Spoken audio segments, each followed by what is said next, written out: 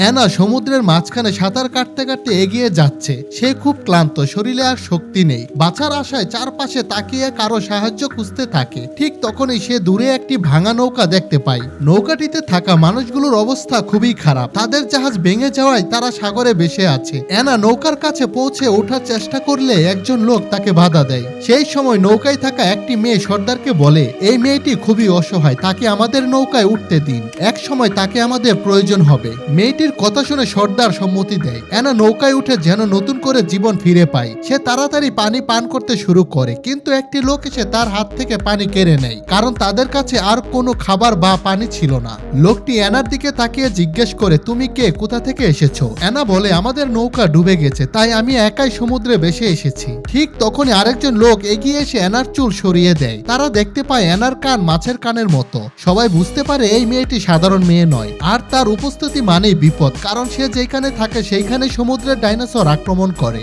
হঠাৎ তারা দূরে একটি বড় জাহাজ দেখতে পায়, কিন্তু একজন লোক ভয় পেয়ে বলে, না, এইটা কোনো জাহাজ না, এইটা তো বিশাল বড় এক ডাইনোসর। ডাইনোসরটি ধীরে ধীরে পানির নিচে ডুবে যায়। তারপর হঠাৎ পিছন দিক থেকে নৌকার উপর আক্রমণ করে। নৌকা উল্টে যেতে থাকে। সবাই প্রাণ ভয়ে চিৎকার করে। সেই সময় একটি মেয়ে অ্যানাকে ধাক্কা দিয়ে পানিতে ফেলে দেয়। ডাইনোসরটি নৌকাটি সম্পূর্ণ ভেঙে চুরমার করে দেয়। অ্যানা সাঁতার কাটতে কাটতে অনেক দূরে চলে যায় এবং সব ঘটনা দূর থেকে দেখতে থাকে। ঠিক তখনই দেখতে পায় আরো একজন লোক বেঁচে আছে। সে ভাঙা নৌকা নিয়ে অ্যানার কাছে আসে এবং অ্যানাকে তুলে নিয়ে উদ্ধার করে।